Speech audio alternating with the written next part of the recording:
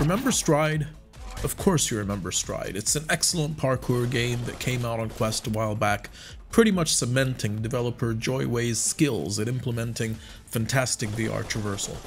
It took a bit of getting used to, but once you got there, it provided a zen-like parkour experience, making you feel a dense sense of flow and action as you sprinted, did wall runs, leaped, and grappled your way across the levels. With time, it gained more modes and multiplayer, and is easily one of the best games on Quest for fans of this particular gaming genre. Drawing comparisons with those days of excellence when EA were releasing games like Mirror's Edge rather than the 2000th installment of Call of Warfare. But wait, JoyWay said, what about we have an actual narrative-driven campaign using Stride mechanics? Wouldn't that be cool? Yes, that would be fantastic, said the fanbase. And lo, Stride Fates was announced, and things kind of got messy. I won't get into the complex timeline, but JoyWay are better at making games than they are at communicating, and a mix-up ensued.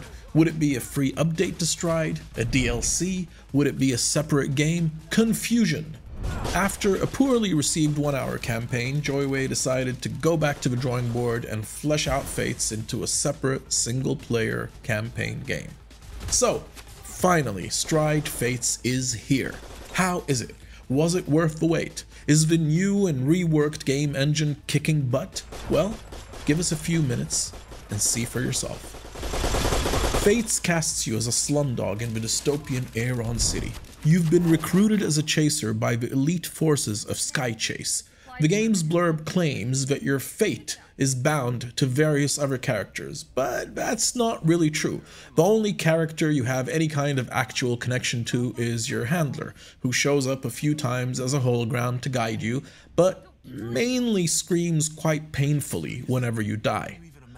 The narrative, well, the narrative exists, but it's not about to win any prizes. It's mostly there to act as glue between the levels, giving them some sort of context, but it's not something you'll get emotional about one way or another. But that doesn't really matter, right? I mean, we're all here for the parkour and the shooty-shooty, yeah? So, let's talk about the gameplay. The action in Stride Fates takes place across 12 levels, and it'll take you about 7 to 9 hours to complete. You start off with a pistol, and you'll soon acquire a shotgun, and finally a machine gun. All your weapons are upgradable.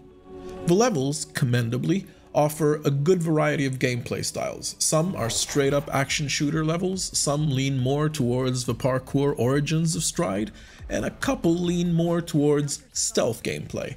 The shooter levels are a mixed bag. The early ones are annoying because the starting pistol without any upgrades lacks a satisfying punch, and the levels are designed in a way that only intermittently encourages parkour, so you end up feeling like you got a middling shooter at the expense of what made Stride so much fun in the first place. To be fair though, the action shooter levels towards the latter half of the game play and feel much better. Partly because by then you've got much better weapons, partly because their design is better at providing flowing traversal, and partly because by then you've learned how to get around some of the annoyances that Stride Fates comes with. But more on those issues later. Unfortunately, the stealth levels feel undercooked and out of place. I don't put on Stride Fates or otherwise to crawl through air vents, dodge security cameras, and sneak up on baddies, especially when I seem to be a disembodied head inside the vents, with my eyes almost level to the bottom of the vents. Remember Hand in the Addams Family? Hand meet head. Head meet hand. Splinter Cell VR? This ain't. Then there are the parkour levels, and unsurprisingly, these are the levels that shine. This is what Stride does best, and it shows. You have the parkour flow, shooting people while you jump, duck, and weave, wall running, grabbing ledges, and climbing non-stop. These levels can be exhilarating. In terms of enemies, there's a decent, if not impressive, variety. Regular dudes, dudes with shields, long-range sniperish dudes, dudes with chain guns, drones, and one final boss. As I write this, I realize all the baddies are dudes. Is this sexism or misandry? Who knows? Better yet, who cares? Save the city, Ask questions later. For a dystopian city, Aeron looks pretty good and oddly clean. It lacks a distinct style, so it would fare quite poorly if compared to Mirror's Edge, which had a visual signature so distinctive that anybody who's played it is seeing it in their mind's eye right now, just because I mentioned it.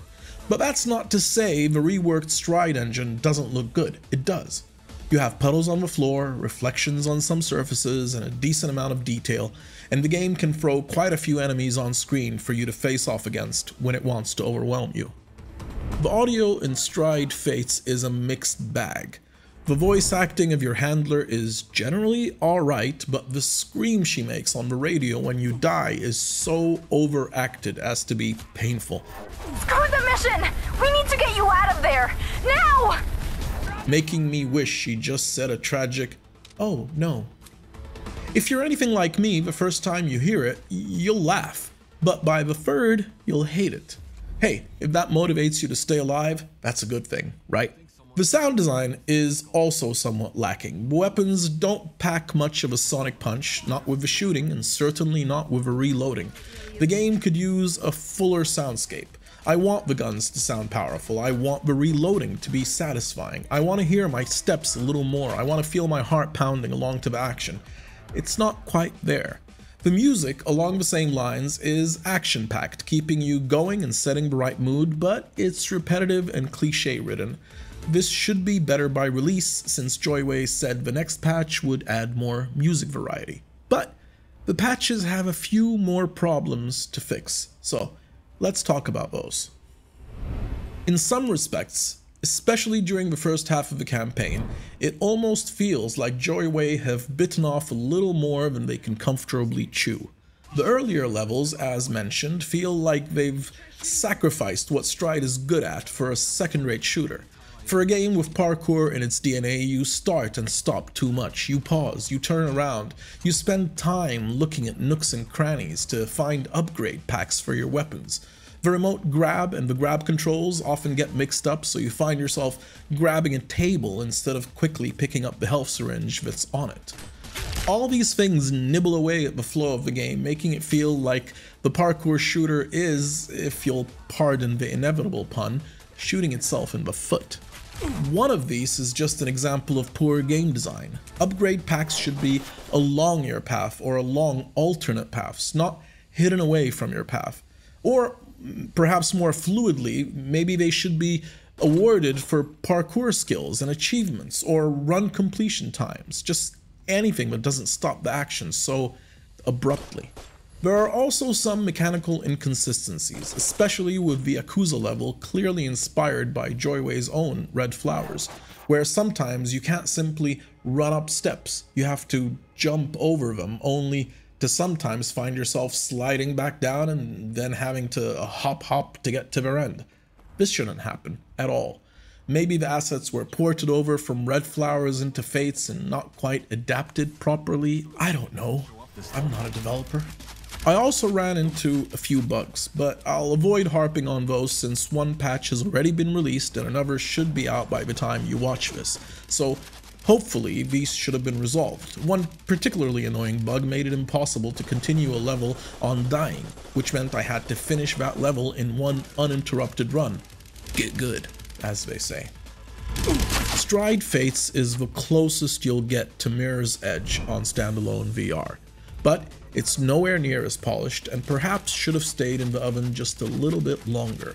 It needs to be tweaked to make sure that the shooter elements are either much improved, especially in the early levels, or that they don't impede the parkour elements. Nobody will convince me that the stealth levels belong, and although the narrative promise is technically fulfilled, the story fails to engage players and does little more than justify the level progression.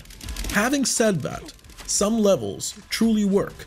The shooting and the traversal and the design all mesh together, and it feels like you're a parkour gifted demon who's wall running, grappling, and sprinting as you mow down enemies. In those moments, it rises above its problems and makes you forget all the issues you have with it. And when that happens, it's beautiful. So, let's conclude by saying this. Stride Fates is a parkour shooter that sometimes stumbles into mediocrity while trying to serve two masters. However, it is also occasionally capable of joining them together into the flow shooter we all imagined it could be. I just wish that it succeeded at doing so much more often.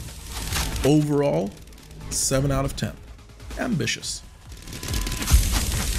If you liked this video or found it valuable in any way, please give us a like. If you want more content from our channel, remember to subscribe and set your notification bell so it gives you a ding ding ding whenever we post.